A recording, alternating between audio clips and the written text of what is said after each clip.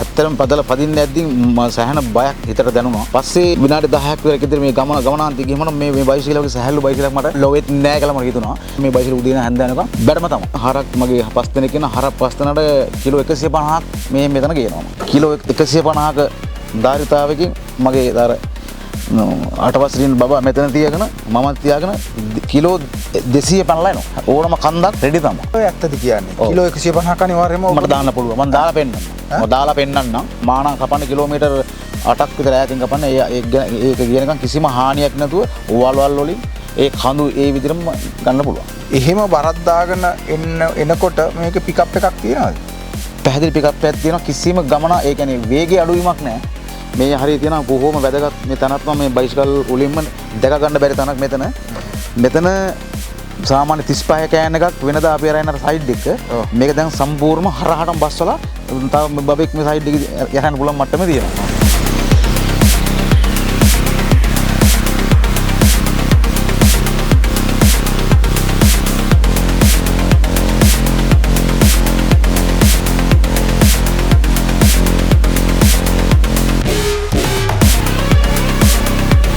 දැන් වෙනදා පෙට්‍රල් දාපු බයිසිකලේ බයිසිකලේ මම දාන්නේ හන්දියට බස් එකට ළමයි. දැන් කෙලින්ම දානවා ඉස්කෝලේට මම ගෙනල්ලා උදේ.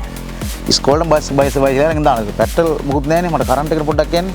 ඒ හින්දා ප්‍රශ්නයක් නෑ. මහලොක් කරන්ට් එකක් වෙන්නෙත් නෑ.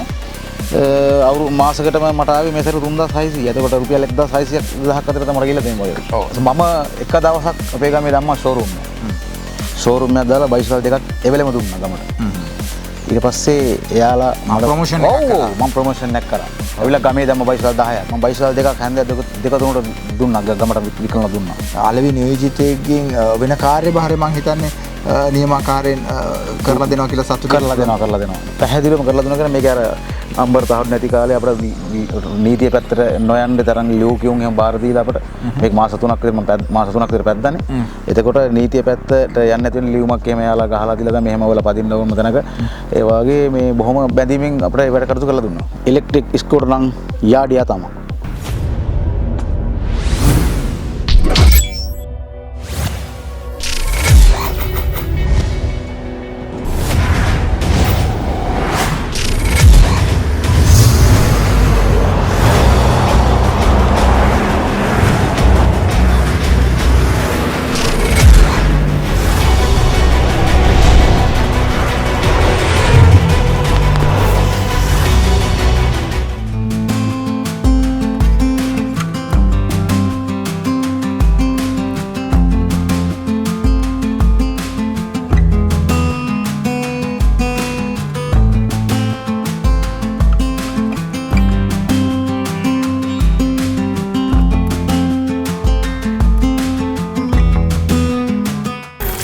කාටගස් දිගිලිය හෙට්ටියාන මහපතානට තමයි අපි අදත් ඇවිත් තින්නේ. යාඩියා ගමින් ගම වැඩසටහනේදී උතුරු මැද පළාතට අපේ අපූර්වත්වය හොයාගෙන ආවා.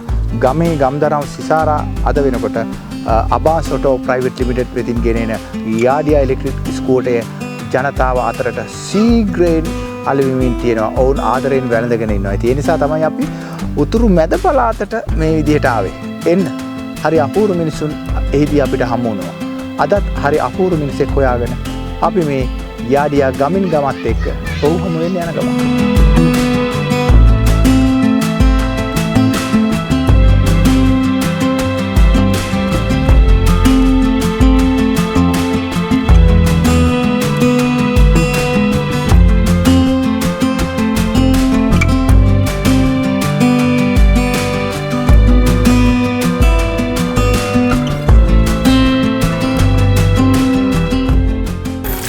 මාත් එක්ක අද ඉන්න කතානායකයා ප්‍රේමලාල් හෙට්ටියාව මහපොතාන කියන ප්‍රදේශයේ. ඒ නිසා අපි අද ඔහුගේ නිවසට ආවා. ඔහුත් හරි අපූරු ගොවියෙක්, ගොවි මහත්තයෙක්. ඉතින් ඒ නිසා ඔහුත් අරගෙන තියෙනවා යාඩියා එකක්. ඉතින් ඒ පිළිබඳව කතා කරන්න තමයි අද ඔහු හොයාගෙන ආවේ. ඒ නිසා මම හිතනවා ඔබටත් ගොඩක් දේවල් දැන කියා ගන්න හැකියාවක් ලැබෙවි. ප්‍රේමලාල් මහත්තයා මට කියන්නකෝ ඔබ ගැන තොරතුරු ටිකක්. දැන් මේ පළාතත් එක්ක ඔබේ ජීවන මාර්ගය මොනවද? ඒක පිළිබඳව කතා කරමු. මම බබාලා 4 දෙනෙක් ගිහිපියෙක්. විශේෂයෙන් මේ සිව්දා රුපියෙක් රුපිය පිරිම දෙන්නයි ගෑල්ම දෙන්න. ඉතින් මේ ප්‍රදේශයේ පුළුවන් තරම් ඉතින් අපි කටක ජීවිතම ගත කරන්න මොකද කොයිතැන් කටයුතු කරන්නේ යල මහ විශේෂ දුරට යල කරනවා. විශේෂයෙන් අපි කරන්නේ මාස් කන්න තමයි කොයිතැන් බඩේරොංගු වීවගාව ඒ වගේම කිරිහරක් ඒ වගේම ඔය වෙනත් අපනයන බෝග පොල් වගේ දේවල් දාගෙන තමයි ඉතින් අපි පුළුවන් ජීවත් වෙන්නේ. ඉතින් බොහොම අසීරු ගමනකින් තමයි අපි ගත කරන්නේ මේ අපේ ප්‍රදේශයේ. එතකොට දැන් අසීරු කිව්වහම දැන් ගොඩක් වෙලාට මේ වනාලි ප්‍රශ්නත් ඒ වගේ දේවල් වනාලි පැත්ත තියෙනවා. ඔව් වනාලි පැත්ත තියෙනවා. ඒ වගේම ගොවිතැන් පත්තර රිලව් පාලු දඩුලේන්නු පොල් වගා කරන්න බැරි රිලව් පාලු දඩුලේන්නු වඳුරු වගේ සත්තුන්ගෙන් විශේෂයෙන් හානි වෙනවා මේ පොල් ගස්වල ඇට්ටි හලනවා. ඔව්. ඉතින් ඒ වගේ දුෂ්කර මැද්දේ තමයි මේ අපි ජීවන ගමන දැන් යන්නේ.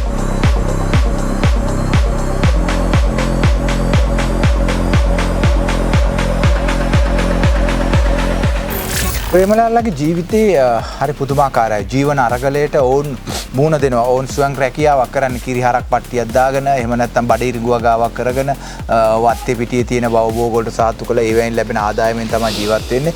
ඒකම ඔවුන් දැවැන්ත ලෙස අර වනාලි ප්‍රශ්නයට අනිකුත් වගා පාලු කරන සත්වයින්ගේ ප්‍රශ්න වලට උග්‍ර ලෙස මුහුණ දෙනවා. හැබැයි ඔවුන් නිදහසේ ජීවත් වෙනවා. ඒක තමයි අපි දකින විශේෂත්වය.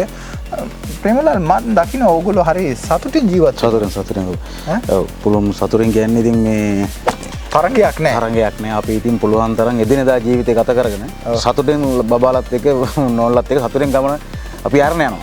ඉතින් ඔව් ඔබට හොඳ උදාහරණයක් ප්‍රේමලාල්ලා. ඒ වගේම ඔබට හිතන්න යමක් ඉතිරි කරලා තියෙනවා ප්‍රේමලාල්ලා. ඒ තමයි කොළඹ තදාසන්න ප්‍රදේශවල නාගරිකව ජීවත් වෙන මිනිස්සු අපි ඔබ ජීවත් වෙන්නේ සෑහෙන ටෙන්ෂන් එකකින්. ඇයි අපි තරංගයකට මුහුණ දීලා තියෙනවා. ලබා ගන්න බැරි බොහෝ දේවල් පසුපස සිහින දකිමින් ඒ පසුපස දිව යනවා. එතකොට ජීවිතේට සැනසෙල්ල නැහැ. ජීවිතේට ස්පාසුවක් නැහැ. හැබැයි ප්‍රේමලාල්ලා ජීවිතේ විඳින මිනිස්සු අල්ලි කරදර තිබ්බත් වඳුරු කරදර තිබ්බත් සියලු දේවල් වලට උපේක්ෂා සහගතව මුහුණ දීලා ජීවිතේ ජයගත්තු මිනිස්සු. ඒ නිසා හරි නිදහසේ ජීවත් වෙනවා. මා දැකපු විශේෂම කාරණේ තමයි මේ මිනිසුන් හරි සැහැල්ලුවෙන් සතුටින් ජීවත් වෙනවා. මම හිතන්නේ ඒක අත්දකින්නම ඕනි දෙයක්. ඒ නිසා නිවාඩු පාඩු වෙලාවක මේ වගේ ඈත දුෂ්කර ගමකට ඇහිල්ලා මේ මිනිසුන්ගේ ජීවිතය ගැන බලන්න. ඉතින් මේ ජීවිතය ගැන බලන්න අපිට chance එක ඔබට chance එක ලබා දුන්නේ අබාස් ඔටෝ ප්‍රයිවට් ලිමිටඩ් ආයතනය.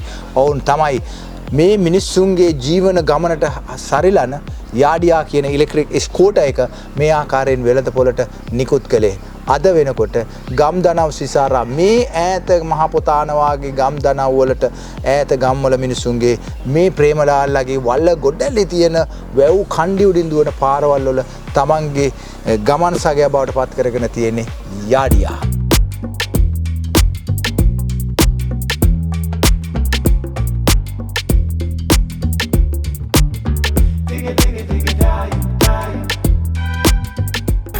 අපේ ප්‍රදේශයේ ගණ කිව්වොත් ඇත්තටම දුෂ්කරයි තමයි. දුෂ්කර වුණාට අපි සියලු දේවල් වලින් පරිපූර්ණයි කියන්නේ අපිට විශේෂයෙන් කඩවල වලින් ගන්න කියලා අපිට මේ දෙයක් නෑ. අපි අපේ ළමයිට උනත් වස විස නැති එළවලු වර්ග අපි නිෂ්පාදනය කරගෙන ගමනක් යනවා. ඒ වගේම වතුවල තියෙන පොල් ටික වගේම අපිට වෙන ඖෂධ වලින් උනත් එහෙම හොස්පිටල් වලට වැඩි අපේ ගම්බද ප්‍රදේශවල තියෙන තුවාලාරම් වලට ඒ වගේම උණ හෙම්බිස්සාවට උනත් අපේ තියෙන බෙහෙත් හේත් උනත් හරියට වේදුව තුන් වරු වැල්ලුවොත් හරියට සෙම හෙම්බිරිස්සා උනත් පහව දාන්න පුළුවන් බෙහෙත් අපේ ගම් වල තවත් තියෙනවා. ඒක තමයි උඩු යන තුවාල වාගේ තිබුණොත් එක ටිප් එකෙන් දෙකෙන් හොඳ කරන්න මේ වේදුව අපේ ගම් වල ප්‍රදේශවල තවත් බිහිවලා ඉන්නවා. ඒ වගේම තමයි සර්පේ කට ගහපු ගමන් පොළඟේ කට ගහපු ගමන් පොළඟගේ ඒ දත් වලට විස ගල් තියලා උරවන විදිහට තවත් අපේ ගම් වල ප්‍රදේශයේ තවත් ඉන්නවා වෙද්දු.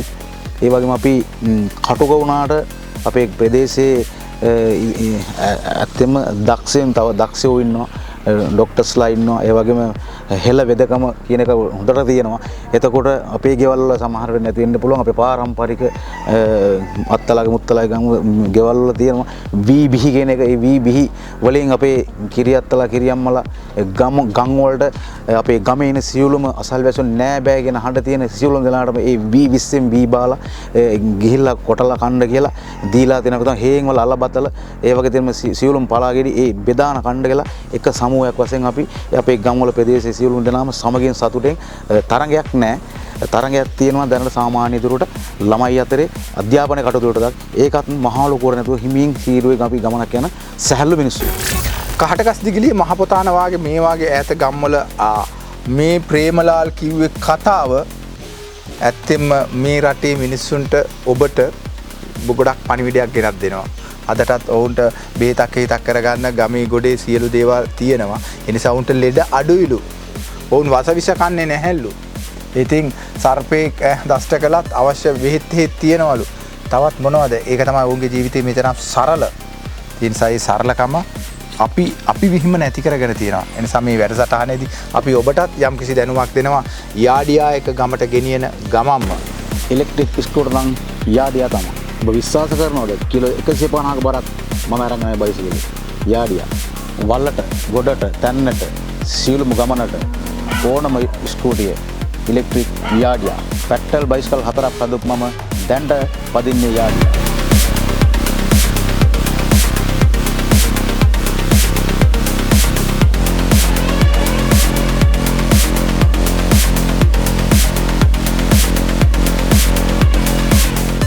ප්‍රේමලාල් මේට ඉස්සර බයිසිකල් කීයක් පාවිච්චි කරලා තියෙනවද? ඔව් පෙට්‍රල් බයිසිකල් 4ක් විතර මගේ ජීවිතේ මේ වෙනකොට පැදලා තියෙනවා.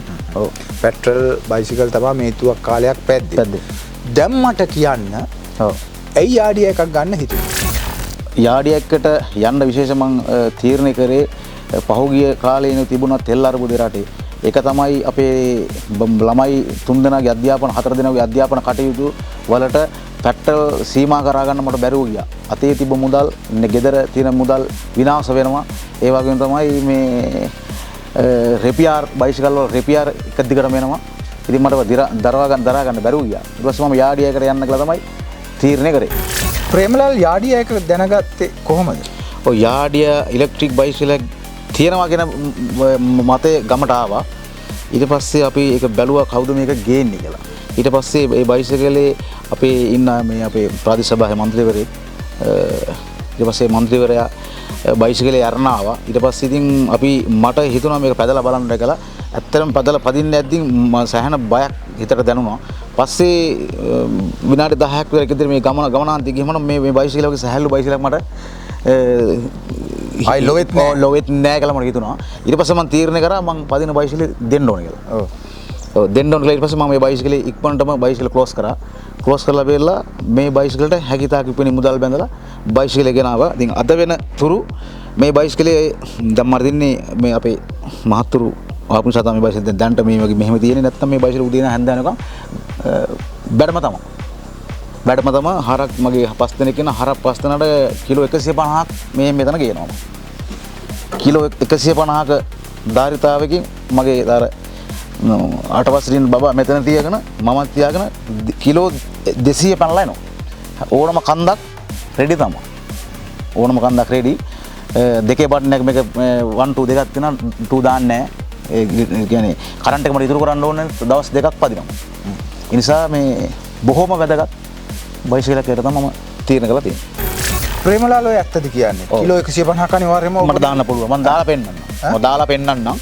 දාලා පෙන්නලා මමත් ඉඳගෙන අපේ බබත් තියාගෙන මම එනවා. ඒ මේ උසර මම මානා කපන්නේ කිලෝමීටර් 8ක් විතර ඈතින් කපන්නේ.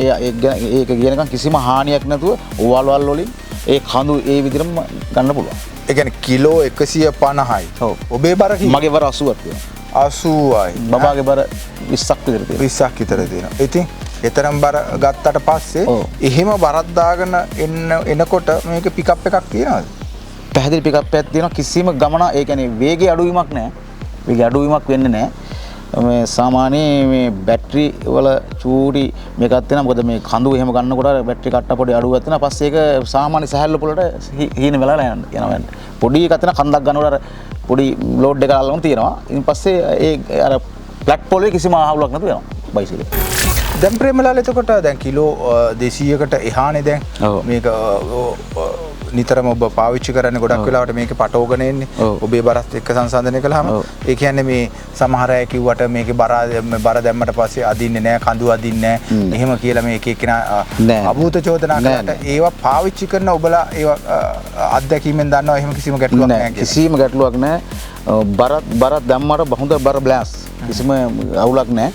හොඳට බර අදින මට කියන්න තියෙන්නේ අර තිබ්බ බයිසිකල් වලට වැඩි හොඳ පිකප් එකක් තියෙනවා බරට අනික මේ එතන මේ හරිය තියෙනවා බොහොම වැදගත් මේ තැනත් මම මේ බයිසිකල් උලින්ම දැක ගන්න බැරි තැනක් මෙතන සාමාන්‍ය 35 කෑන් එකක් වෙනදා අපි අරගෙන අර සයිඩ් එක මේක දැන් සම්පූර්ණම හරහටම බස්සලා තව බබෙක් මේ සයිඩ් එක යහන්න පුළුවන් මට්ටමේ තියෙනවා. මේ කියන්නේ ලෙග් ස්පේස් එක ගොඩක් පාඩු තියෙනවා. අඩි දෙකක් පමණ ලෙග් ස්පේස් එකක් තියෙනවා. ඉතින් මේක ගොඩක් වෙලාට සාමාන්‍ය කෙනෙකුට ලේඩි කෙනෙකුට උනත් මේක පදිනකොට තමන්ගේ දෙපා ඈත් කරන්නේ නැතුව දෙපා පහසුවෙන් එක ළඟ තියාගෙන යන්න පුළුවන්. ඒ වගේම දැන් මෙතන ප්‍රේමලාල් කියන්නේ කිලෝ 150ක් මෙතන මේ ඉඩේ පටවගෙන එනවා කියලා. ඒ නිසා මේකේ ශක්තිමත් භාවය ඒ වගේම තමයි මේකේ කැපැසිටි එකත් එක්ක ගත්තාම වොට් 2000 ඒ වගේම තමයි මේක ඕනි කන්දක ඊළඟ කාරණේ තමයි දැන් එන පාරවල් ටික දැක්කාම මට වාහනේ එන්නත් බෑ. එන්න බෑ. ඔව්. ඔය බලවල් සියල්ලම අපි පසකලා තමයි කිලෝමීටර් 8000කින් තමයි හරට මාන කපන් එන්නේ. ඒතකොට ඔය පාරවල් තියෙන වාගේ බලවල් නෙමෙයි තව ඇතුලේ පාරවල් ගංගා දුදින පාරවල් හොඳ බලවල් තියෙන්නේ. වලට වැටුණත් වල නොඩුනාසෙම බයිසිකල් ගොඩයි ලස්සන වාහන එනවා. ඔව්. සස්පෙන්ෂන් එක කිසිම අවුලක් නැහැ. බ්‍රේක් එහෙම ලස්සනට වරවට වැඩි හොඳ මට්ටමේ තියෙනවා. කිසිම අවුලක් නැහැ. සාමාන්‍යයෙන් ප්‍රේමලාල්ගේ ජීවිත කාලය තුල අර පැද්දේ පෙට්‍රල් බයිසිකල් 4 වියදමත් එක්ක සංසන්දනය කළාම දැනට මාසෙට කොච්චරක් විතර වියදමක් ඉතුරු කරගන්න පුළුවන්? මට ඒ බයිසිකල් වලට මාසකට ගිහිල්ලා තියෙනවා සාමාන්‍ය ළමයිගේ පන්ති වලට ඉස්කෝල වලට දාන්න එහෙම මාසෙකට රුපියල් 15000 වගේ යනවා. 15000ක් විතර යනවා. අන්තිම 15ක් යනවා මට. එතකොට මා අවුරුද්දකට සාමාන්‍ය 15 කියන්නේ ලක්ෂ 3ක 3.5ක විතර පෙට්‍රල් ගානක් මට පිච්චෙනවා. ඒකට සර්විස් වලට ගියාම සර්විස් චේන්ජ් ඒවා අරයි. ඒවා අරයි. එතකොට එන්ජින් රිපෙයාර් ඒවත් වෙනවනේ. ඔව්. ඒවා හරිද මම ඊට පස්සේ බැලුවා මේ ඒවා මුකුත් නැති නිසා මේකට යන්න ඕනේ කියලා. දැන් වෙනදා පෙට්‍රල් දාපු බයිසිකලේ මම දාන්නේ හන්දියට බස් එකට ළමයි. දැන් කෙලින්ම දානවා ඉස්කෝලේට මම ගෙනල්ලා උදේ. ඉස්කෝලේට බයිසිකල් ළඟ දානවා. පෙට්‍රල් මුකුත් නැහැනේ මට කරන්ට් එකට පොඩ්ඩක් යන්නේ. ඒ හින්දා ප්‍රශ්නයක් නැහැ. මහලොක් කරන්ට් එකක් වෙන්නෙත් නැහැ.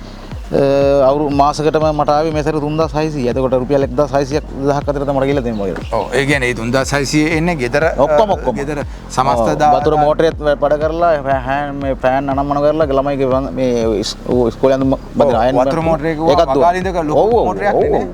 ඔය සිවුම් අඟල් 4 අඟල් දෙකේ දෙකමාරි ලොකු පොම්පේ වැඩ කරලා ගෙදර තියෙන අයන් ඔක්කොම අයන් ළමයි 3 දෙනෙක්ගේ රෙදි මැදලා ෆෑන් දෙකක් වැඩ ඒතර වොෂින් මැෂින් වැඩ තුම්බියල් 3600ක් වගේ විතර ගත්තා මට ආවේ මම මේ මාසේ ආවේ. එහෙම කරලත් මේකට වැය වෙන කරන්ට් එක ඉතාමත් අවමයි. අර අපි කියනවා මේකේ තියෙන්නේ කිලෝමීටරයකට 1.50ක් තමයි වැය වෙන්නේ.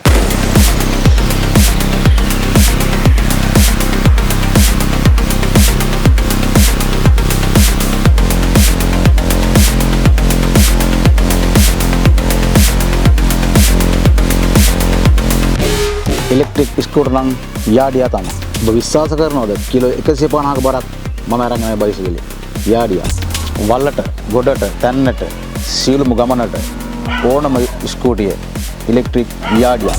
පෙට්‍රල් බයිසිකල් 4ක් හදුක් මම දැන්ට පදින්නේ යාඩියා. කාටකස්තිගිලියේ මහපොතාන ප්‍රදේශයට ඇහිලා මහපොතානෙත් මේ හරියට කියන්නේ හෙට්ටියා මහපොතාන කියන්නේ. හෙට්ටියා මහපොතාන කියන ගම තමයි මේ ගම්වල ගොඩක් අපි අද මේ කාලය තුල ඇවිද්දා. ඒ තැනක් තමයි මේ ප්‍රේමලාල්ගේ ගෙදර. එතකොට යාඩියා ඇහිල් තියෙනවා. ෂෝරූම් එකක්. කොහොමද අපිට දැක්කපු සහයෝගය ඔබට කොහොමද ඔවුන් දක්වපු සහයෝගය මේ ස්කෝට් එක ගන්නකොට? ඒ කොයිතාමත්ම කඩේ අපේ බොස බොහෝම අපිත් එක්ක බොහොම ලෙන්ගතු ලැබී අපේ කීර්ති මහත්තයා. ඔව් ඊට පස්සේ මට කතා කරා. ඊට මම එක දවසක් අපේ ගමේ දැම්මා ෂෝරූම් එක. ෂෝරූම් එකක් දාලා බයිසිකල් දෙකක් එවෙලෙම දුන්නා ගමට. ඊට පස්සේ එයාලා මට ප්‍රොමෝෂන් එකක් කළා. මම ප්‍රොමෝෂන් එකක් කරා. ඇවිල්ලා ගමේ දැම්ම බයිසිකල් 10ක්. මම බයිසිකල් දෙකක් හැන්ද දෙක තුනට දුන්නා ගමට විකුණලා දුන්නා. ඔව්. ඊට පස්සේ මම අපිත් එක්ක මාර බැඳීමක් තියෙනවා. ඔව්. ඉතින් මේ මට හිතුණා ඒ බයිසිකල් කඩේ ඒ වැඩ කරන නංගිත් එතකොට ඒ මහත්තයාත් බොහොම සේවයක් කරන කියලා අපට පැහැදිලි තේරෙනවා. කිසිරි ජයසිංහ මහත්තයා තමයි ප්‍රේමලාල්ලට ඒ අවස්ථාව උදා කරලා දීලා තියෙන්නේ. ඉතින් ප්‍රේමලාලු එක්ක ලොකු බැඳීමක් තියලා දැන් ගමේ ප්‍රොමෝෂන් එකක් කරන්න තරන්නේ. ඔව්. ඒ නිසා අද වෙනකොට මේ ප්‍රදේශයේ සෑහෙන බයිසිකල් 7ක් වගේ තියෙනවා. ඔව්. මේ ගම ඇතුළෙම. ඔව් බයිසිකල් 7ක් විතර තියෙනවා. ඒ කෙටි කාලය තුල. ඔව් අවුරුද්දක් නෑ තව. ඔව්. ඒ නිසා මේ අලෙවි නියෝජිත මහතා මං හිතන්නේ සෑහෙන මේ ගම් සියලු දෙනාවත් එකතු කරගෙන තියෙනවා. මොකද අලෙවි නියෝජිතයෙක්ගෙන් වෙන කාර්යභාරය මං හිතන්නේ නියමාකාරයෙන් කරලා දෙනවා කියලා සතුටු කරලා දෙනවා. පැහැදිලිවම කරලා දෙනවා කියන්නේ මේක අර නම්බර් තහවුරු නැති කාලේ අපිට නීතිය පැත්තට නොයන්න තරම් ලෝකියුන් එහෙම බාර දීලා අපිට මේක මාස 3ක් විතර මම මාස 3ක් විතර පැද්දානේ. එතකොට නීතිය පැත්තට යන්නේ නැති වෙන ලියුමක් එහෙම යාලා ගහලා දීලා දැන් මෙහෙම වල පදින්න ඕන තැනක ඒ වගේ මේ බොහොම බැඳීමෙන් අපිට වැඩ කටයුතු කරලා දුන්නා. ඔව් අබාන්ස් යාඩියා ඉලෙක්ට්‍රික් ස්කෝටර් එකේ අලෙවි නියෝජිත මහතෙක් හැටියට මේ ප්‍රදේශයට ඒ අවස්ථාව සලසා දෙනකොට ලංකාව පුරාම මේක මේ වෙනකොට ව්‍යාප්ත කරමින් පවතිනවා.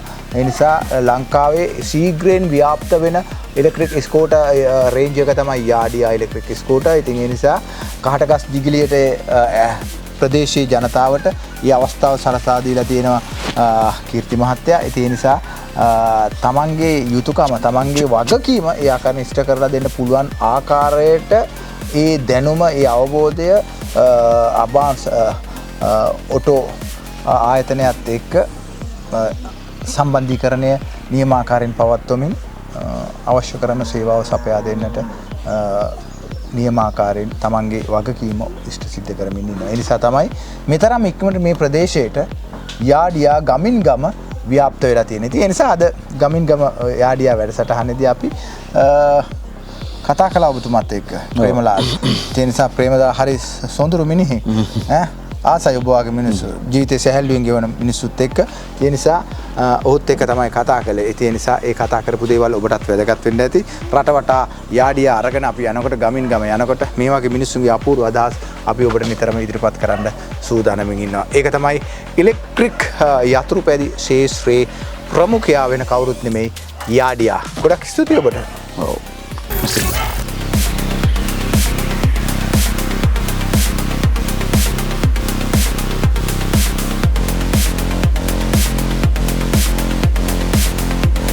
ඉලෙක්ට්‍රික් ස්කූටර් නම් යාඩියා තමයි. ඔබ විශ්වාස කරනවද? කිලෝ 150ක බරක් මම අරන් ආවේ බයිසිකලෙ. යාඩියා.